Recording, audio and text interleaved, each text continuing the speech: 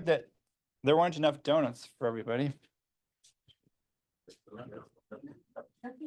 By the way, if you want it, I think that some Dillons actually they put their fresh donuts like at 5 or 6 p.m. This on sale. So I was just like, I gotta go get some of those for you. It's like the secret. It's like the secret life hack of Wichita. It's Dillon's. If you go to Dillon's, like in the back bakery section, they usually have like 5 boxes of extra donuts. At like maybe 5 or 6 p.m. they put them on sale. Okay.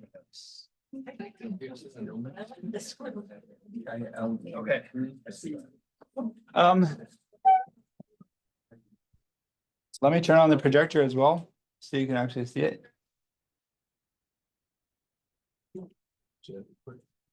So first of all, last time we learned how to do, how to use math to figure out how many things got sold.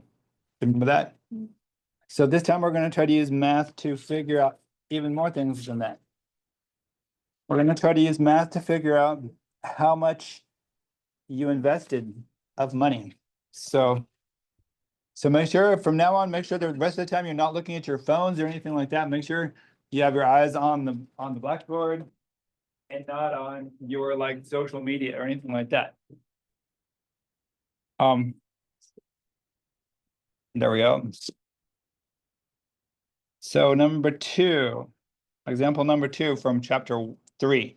By the way, we're starting in chapter 3, even though that's because this book actually contains both college algebra and intermediate algebra. So if you're in my intermediate algebra class last semester, you already had the first 2 chapters and part of the 3rd chapter. Right now, we're covering the rest of the 3rd chapter as well as a little bit of overlap. Okay, so it says you invested $5,000 of money. There's $5,000 total. So remember last time, what can we know that if you invested $5,000, what does that mean? And if you had 2 different things and you invested $5,000 in them, first we need to identify which one is which. So it says one account pays you 5% interest. And I'm going to call that one X. The other account pays 6% interest. I'm going to call that account Y. And then it says the total interest for the year is equal to $280. And of course, the total amount adds up to be $5,000 total as well. So basically, if we look at the interest on one side, it adds up to $280. If we look at the amounts of money, it adds up to $5,000. So how can we change that from a diagram into a math problem? Well, yep, exactly. X plus Y equals 5,000. That's the money side. And then what about the interest side? 280. That's really close, except it's not quite like a literal 5 plus 6 there. It's 5% of X, and then it's 6% of Y. So you're right in a way. So it's 5% of X. No, you can't really write 5% X. That isn't really a math. That's not really math. So how do you change 5% into a numerical number that you can put into a math problem? Yeah, move the decimal point over 2 times, you get 0.05. Then you can put 0.05x plus 6% of y, which is 0.06y, equals 280. So there you have the amount of interest made adds up to 280, and the amount of money that you put in adds up to 5,000. So we have 2 equations and we have to solve them. So last time I believe I taught you that you can try to make the equations the opposites of each other, or you can try to make them easier than each other. There's a lot of things you can do. So does anybody see any way to make the second equation become a little easier? How about if I move the decimal point over twice in every single term? So let's take the second equation, and what we're going to do is move the decimal point over twice. But how do you move a decimal point over twice? You have to times it by 100, right? Exactly. That is completely correct. So let's do that. So multiply by 100. And then the bottom equation is going to now be, what will it be? if I move the decimal point over 2 times, what does the 0.05 become? 5. And what does the 0.06 become? 6. And what is the, this is the big one. The 280 becomes 280, then 2 more zeros. All right, now if I want to eliminate the equation, let's just say I want to get rid of the one that's smaller, the 5x is a little smaller than the 6y. I need to use the, to get rid of the 5x, I need to make the x at the top become the opposite. What's the opposite of 5x? Negative 5x. Correct. So negative 5x. Wait, why is that not? Oh, wait, sorry, my fault. I forgot that these don't have the, they actually do have the same remote, but sometimes they don't turn on unless you host the other one. Sorry, my fault.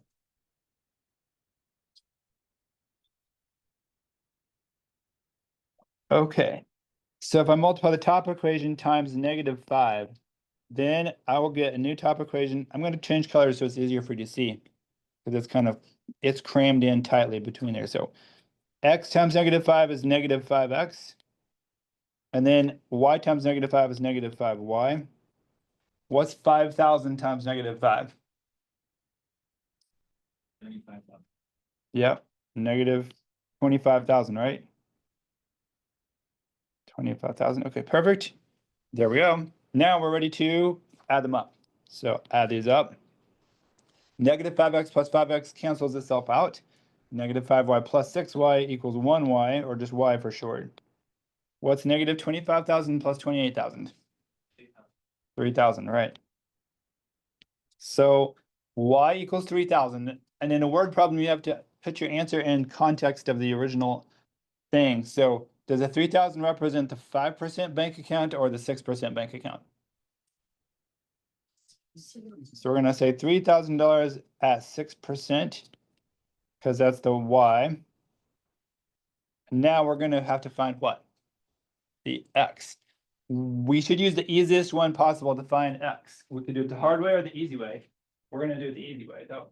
So we're going to take the $3,000 and plug it into the y in that one. So it would become, instead of x plus y equals 5,000, instead of x plus y equals 5,000, it would now become, I'm going to erase the y, change that to be 3,000. So x plus 3,000 equals 5,000. How do I get the x by itself? Subtract 3,000, correct.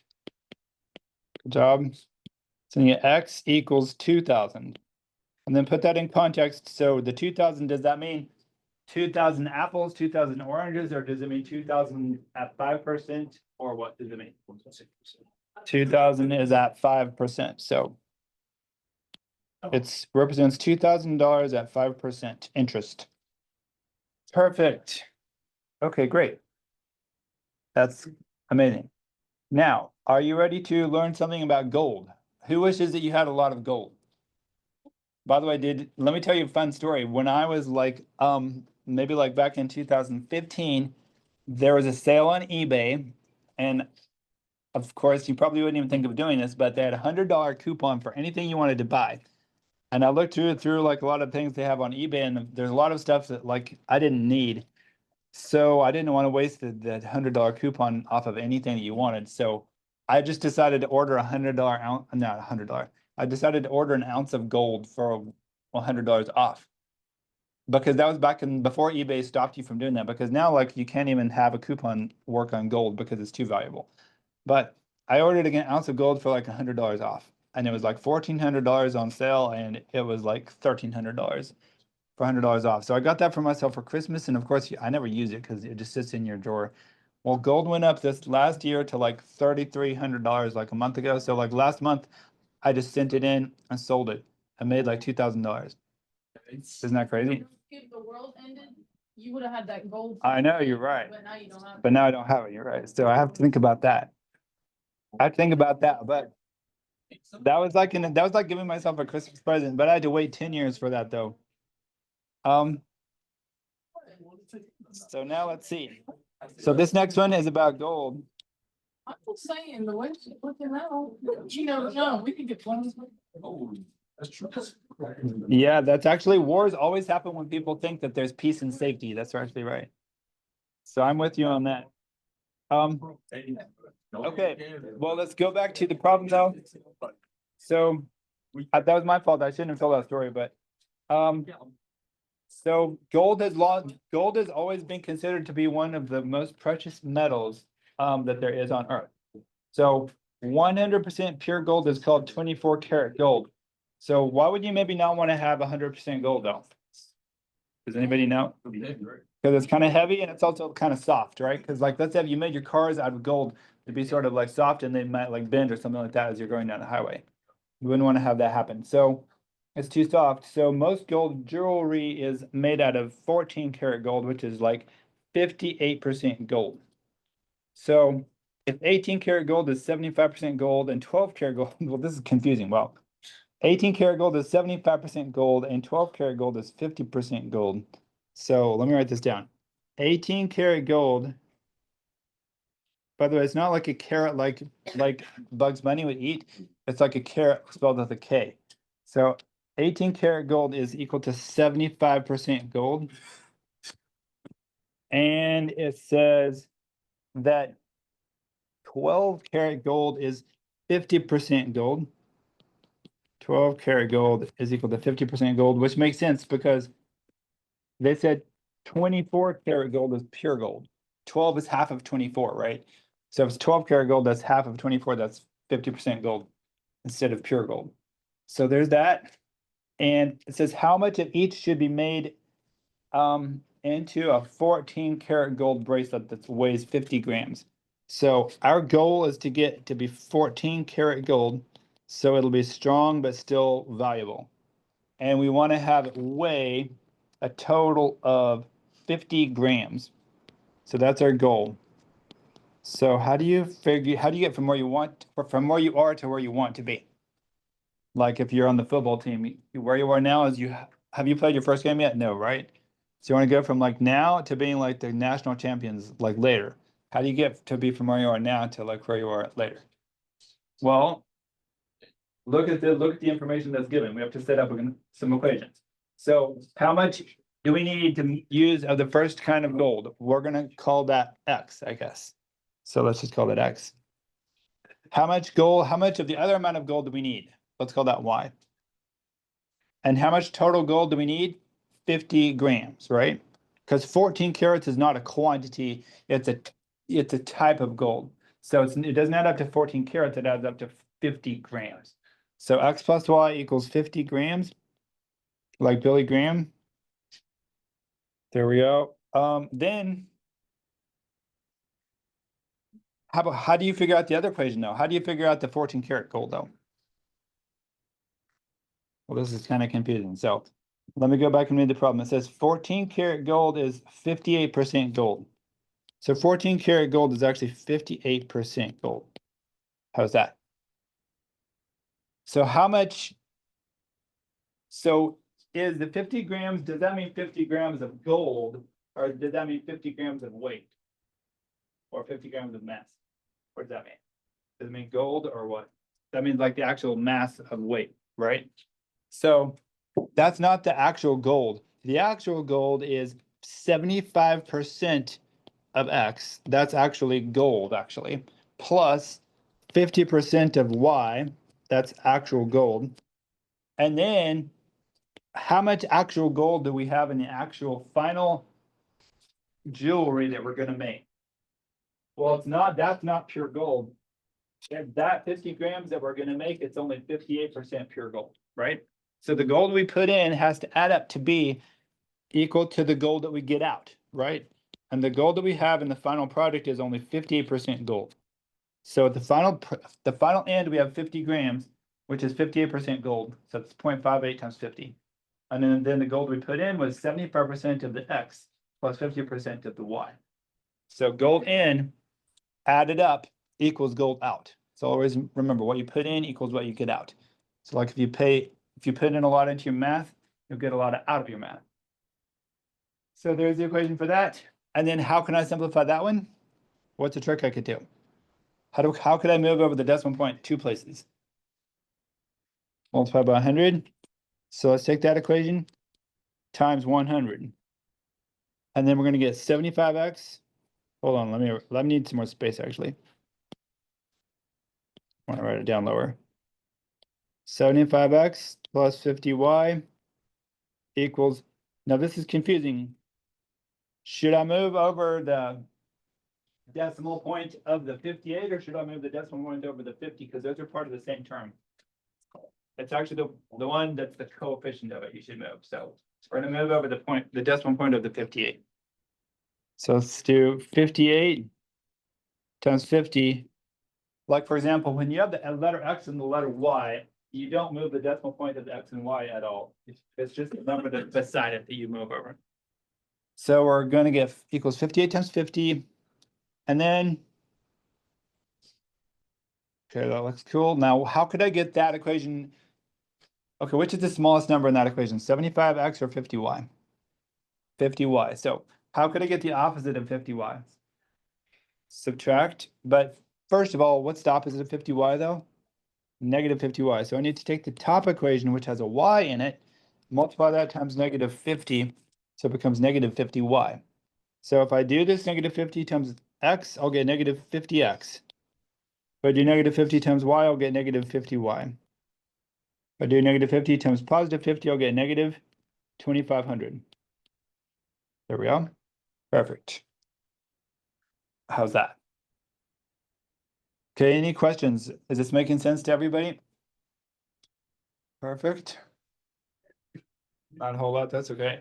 So we started with the equation that was the grams. The grams is x plus y equals 50 grams. That was the easy part. Then we went to the part that was the gold. 75% gold plus 50% gold equals 58% gold. And then that was a little bit, but now it gets really confusing though, because once we get to 75% gold plus 50% gold equals 58% gold, then we have to move the decimal point over to get rid of the decimal place. So we have multiplied by 100. Then we get the 0.75 becomes 75, the 0.50 becomes regular 50, and then the 0.58 becomes 58. But then we see the smallest number is the 50. So we need to multiply the y up there by negative 50 to get, so that it becomes the opposite of positive 50. So negative 50x, negative 50y, negative 50 times 50. All right, let me erase the 14 carat thing down below. I don't really need that anymore. So let me erase that. What is 50x negative plus positive 75x equal? 25x, correct. By the way, that thing is just not erasing. I don't know why. It's like, what if that got into the third dimension? That's like stuck there and it's like not even in this world anymore. See, because when I try to erase it, it does not erase. See, look at that. Isn't that crazy? Okay, well, so I'll just have to leave it there, I guess. So 25x and then negative 50y plus 50y equals nothing, right? Okay, this is gonna be tough. First of all, what's 58 times 50? 58 times 50. You said 2,800? 2,900? Let's say 58 times 50, 2,900. Except you have to subtract the 2,500 from it. So the 2,900 is not the final answer, actually. So this number equals 2,900, right? This times this is 2,900. Now you have to do minus 2,500. So what's 2,900 minus 2,500? 400, right? Okay, perfect. So that equals 400. There we go. So you get 25x equals 400, and what do you have to do next? Divide by 25, right? So divide by 25, divide by 25. By the way, you can see if any of your other teachers ever have that happen to them if they're writing on a whiteboard. See if they ever have something that's into the third dimension and they can't erase it. So what's 400 divided by 25? 16. Perfect. So x equals 16. So therefore, if x equals 16, how do you figure out y? By the way, we have to put it back into context. This is represents 16 apples, 16 oranges, or 16 of what? 16 of the 18 karat gold. So we're gonna do 16 gold that's at the 18 karat amount of gold, right? Or maybe you should say of, because it's not really at. So it's 16 grams of 18 karat gold. And then what equation can I use to find out the other gold? I can use that equation. So I know that x plus y equals 50. And then I know x equals 16. So erase the x. 16 plus y equals 50. And then how do I get the y by itself? Subtract 16. Exactly. And you have y equals 34. There we go. So, and the 34 represents what? 12 karat gold. Right. Okay, good job. Perfect. Well, now let's see. Let's, Like 16 and 34 are the percentages? no, those are not the percentages. That's just the amount of gold. Well, I guess you could say it's the grams of gold. Okay. So we need 16 grams, 16 grams of that gold. So 16 grams of that gold and 34 grams of that gold. Like that. Yeah. Okay, perfect. There we go. 16 grand. Yeah, perfect. Okay, let's do one more problem today. You're gonna love this one. Ready?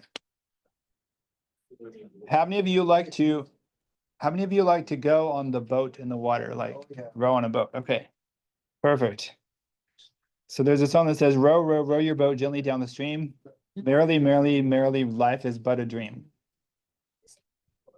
So this one says, remember this formula. It's a very famous formula. It says rate times time equals distance. Rate times time equals distance. Remember that? So you're going downstream a distance of 7.5 miles. So the distance is 7.5 miles. And as you're going downstream, you have a rate that's equal to the speed of the boat. I'm going to say B for boat, plus the speed of the current. So do you want me to say W for water, or do you want me to say C for current? Which is better? Current. Okay, C for current. So when you're going downstream, your speed is going to be the speed of the boat that you're rowing the boat a certain speed, plus you're sliding along the current as well. So your rate is the boat plus the current. And it says the time is 1.5 hours. So this is downstream. This is going down the river. Now, when you go back upriver, you're going against the current. So it's the same distance, of course, 7.5 distance. But when you're going upstream, you're having to row the boat, but you're sliding backwards against the current. So the current is negative instead of positive. And therefore the time is longer. In fact, the time is so much longer, it's actually 2.5 hours, like that. So it's a whole hour extra. So take those two equations and we're going to solve them. First thing you want to do is remember, you can get rid of the 1.5 and the 2.5. So let's divide both sides of this top equation by 1.5 to get rid of it. So let's take the top equation, divide it by 1.5. This is something you can always do with this kind of problem. So divide by 1.5 on both sides. Well, actually, I should probably cross that out now. So divide the left side by 1.5 and divide the right side by 1.5. If you divide the left side by 1.5, it'll cross it out. So you're left with the boat plus the current equals, and who knows what 1.5 divides into 7.5 and gives you? Wait, 1. 5, you're right. I think it's 5. Yeah, you're right. 5. And now divide this one by 2.5 on both sides. And 2.5 divided by 2.5 goes away. So you get left with boat minus current. And what's 7.5 divided by 2.5?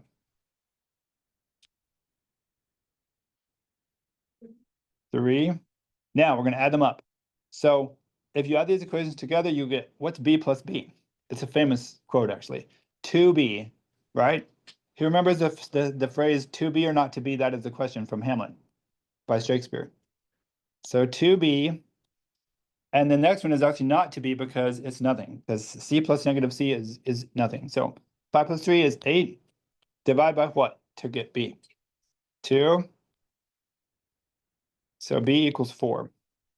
Now, once you know the boat is going a speed of 4, how do you find the speed of the current? So the simplest equation, so there's two really simple equations I could plug it into. I'll let you pick. You want to pick that 5 equation or the 3 equation? Which one should I pick? The 5 one. So let's pick the 5 one. If I take the equation that says boat plus the current equals 5, I can plug in 4 for the boat. And then I don't know the current. So it's 4 plus c equals 5. So yes. Oh, that's not a 26. That's actually 2b, my fault. Oh. It's a 2b. Yeah, sorry. It's a 2b, my fault. So when I subtract 4 from both sides, you'll get c equals what? 1.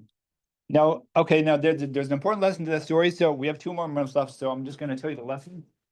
How fast was the boat going? 4. And how fast was the current going? Only 1. And yet, how much time did it take for you to go against the current? Almost twice as long, because it took you nearly 3 hours to go against the current. Like 2.5 hours is almost 3 hours, and it only took you 1.5 hours to go with the current. So even though the boat was actually way more powerful than the current, it still took almost twice the time, just because of a small little current going against you. So that's why if you're doing homework, I recommend make sure you don't have distractions, because if you're like looking at your phone, checking a few messages and stuff, that adds up to like 8 or 12 minutes in between like each math problem.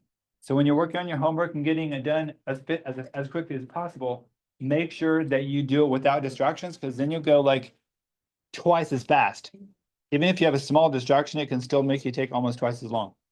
So good job, everybody, and I look forward to seeing you again on Friday. And thank you for all the. Yes, there's an assignment and it was originally due on Sunday, but I pushed it back to like Wednesday next week. So, yeah, so it's like homework problems. Yep, it's on Pearson. So you have to go to Moodle and then log into Pearson from there. Yep. Thank you very much. Right now, as of now, it's due next Wednesday. Yes.